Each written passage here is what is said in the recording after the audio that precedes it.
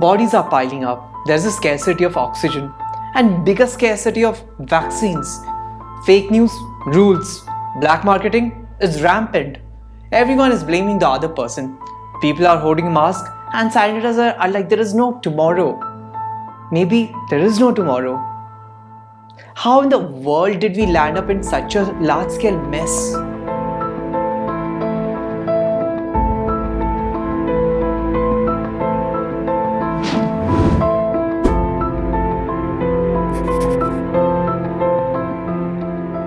Let's time travel to a time when oxygen was abundant and free for all, to when we were happily ignoring words like COVID, Covishield, Covaxines, or mutant virus, remdesivir, or plasma therapy. On Jan 30th, 2020, the very first case of India was reported, a 20-year-old medical student from Thrissur, Kerala, who had returned from Wuhan in China. The same day, WHO declared global emergency. On February 11, 2020, WHO announced that the disease caused by novel coronavirus will be called COVID-19. By March 10, 50 COVID-19 cases were reported in India. The total number of cases doubled in just 4 days. 13 states and union territories in India had reported at least one COVID-19 cases. By March 11th, the World Health Organization declared that COVID-19 was categorized as pandemic. The alarm bells had started tolling across the world. The very next day, that is March 12th, India reported its first death, after a 76-year-old man from Karnataka became the first victim of the virus in the country. On March 15th, 2020, total number of COVID-19 cases touched to 100 as Maharashtra took over Kerala with maximum number of infections. On March 22nd, Prime Minister Modi imposed a 14-hour voluntary lockdown called Janta Curfew. He called everyone to clap and ring bell at 5 p.m. on Sunday for 5 minutes as a show of appreciation to frontline worker. In the evening of March 24, 2020, just 3 months after the first case was reported, the government of India ordered a nationwide lockdown for 21 days, limiting movement of the 1.3 billion people of India. On the second day of the lockdown, on March 26, India's migrant laborers walked hundreds of kilometers along highway to reach their native village.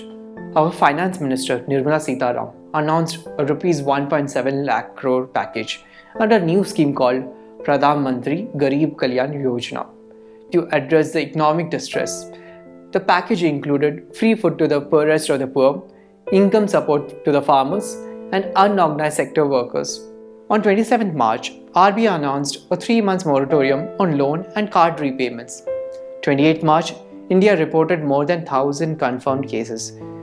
3 days after the nationwide lockdown, cases doubled every 5 days. March 30th, Nizamuddin Markaz, which is the international headquarters of Tablighi Jamaat, emerged as COVID-19 hotspot, with authorities saying around 5,000 are being traced across the country. April 5th, upon PM Modi's call, citizens lit diyas, candles, torches and flashlight to celebrate our frontline healthcare workers. April 6th, the death toll in India crossed 100 mark. April 14th, Prime Minister Modi extended the lockdown to May 3rd. April 29th, India recorded 1,000 confirmed deaths. May 1st, Home Ministry again extended lockdown for 2 weeks, starting May 4th, with zone-wise restrictions, district divided with red zone, orange zone and green zone on the basis of cases. Soon, special trains were started for standard migrant workers. 7th May, Phase 1 of Vande Bharat mission evacuated nearly 15,000 Indians. May 12th, PM Modi announced Rs 20 lakh crore Atmanirbhar package. May 19th, total COVID-19 cases India crossed 1 lakh. June 1st, phase reopening begins with Unlock 1.0 guidelines coming into force. As India records more than 250,000 COVID cases and 7,200 deaths, Centre allows reopening of malls, hotels, restaurants and places of worship. July 1st, Unlock 2.0 guidelines come into force, with relaxation in night curfew, provision for more domestic flights and trains, and clearance for more than 5 people in a shop. 17 July, international commercial flights resume as India established individual bilateral bubble with France and US. India's total COVID-19 cases crossed 10 lakh. Death toll stands at 25,600. 1st August, Phase 3.0 unlock comes into force, with the government allowing gymnasium and yoga center to function and revoking the night curfew order.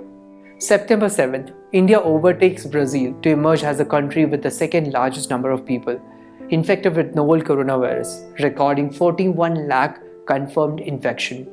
September 12th, India breaks its own record in fresh COVID-19 cases, records another single highest day spike in infection, with 97,570 people found coronavirus positive in 24 hours. 30th September, MHA issues Unlock 5.0 guidelines, allows cinemas and multiplex to open with 50% capacity from October 15th. On October 15th, vaccine race begins. November 15th, Covaxin developed through ICMR, Bharat Biotech collaboration, with 90% efficacy. December 19th, India coronavirus crossed 1 crore mark. 3rd Jan 2021, DCGA approves Bharat Biotech vaccine candidate, Covaxin, for restricted usage in emergency situation in India. A day after Serum Institute of India vaccine candidate got the approval for emergency use. 23rd Feb, the Union Health Ministry reveals that 2 new strains of COVID-19 have been detected in India. The centre says 187 people have been tested positive for the UK strain and 6 people detected with the South African strain and 1 with Brazilian strain in India. It adds that the new variant strain may be pushing up the number of infection once again. March 1st. Second phase of vaccination drive begins. All people above the age of 60 and those between 45 and 59 with specific underlying health issues are eligible. People can now register on the CoWIN portal. March 21st, Maharashtra reports 30,535 cases in a single day. 22nd March, India reports 46,951 cases in a single day, the highest spike since November. 23rd March, government announces that everybody above the age of 45 will be eligible for the vaccination from April 1st. 25th March, the Health Ministry has confirmed that double mutant coronavirus variant, which comes with a combination of mutation, has been found in India. On April 12, 2021, India overtakes Brazil to become the second most COVID-19 hit country in the world. It reported 168,912 new COVID-19 cases in 24 hours. With this, the total number of COVID-19 cases in India increased to 13 million. April 22nd, as India is struggling to battle COVID-19 crisis, a triple mutant variant strain of COVID-19 has emerged as a fresh threat. The triple mutant variant has been identified in West Bengal, Maharashtra, Delhi and Chhattisgarh. 26 April, the Government of India is to import 10,000 oxygen concentrator. 28 April, the World Health Organization recently announced that it will provide 4,000 oxygen concentrator to India to help the country in its fight against COVID-19. UK recently sent 495 oxygen concentrator and 140 ventilators to India. 1st May, everyone above age of 18 will be eligible to get vaccinated against COVID-19 from May 1st. May 4th, BCCI suspend the IPL. The decision came after several cricketers tested positive for COVID-19. Just over 4 months into 2021, the daily cases have not only surpassed the numbers reported in 2020, but more than tripled. However, despite the severity of health crisis, election rallies and religious congregations like Kumbh Mela in Haridwar have become a super spreaders. On 26 April, the Madras High Court came down heavily on Election Commission for not stopping political parties from violating COVID-19 protocols during their campaign rallies for assembly polls in 4 states, Assam, West Bengal, Tamil Nadu and Kerala, and the Union Territory of Puducherry. The court said that murder charges should probably be imposed on the constitution body for being the only institution responsible for the situation that we are in today. The scathing observation came 4 days after the Calcutta High Court had censured the EC for not doing enough to ensure the political parties were following appropriate COVID protocols amid the surging second wave. Only in the coming days, we'll know if we are able to control the pandemic or the pandemic controls us. Watch this space for more latest COVID updates.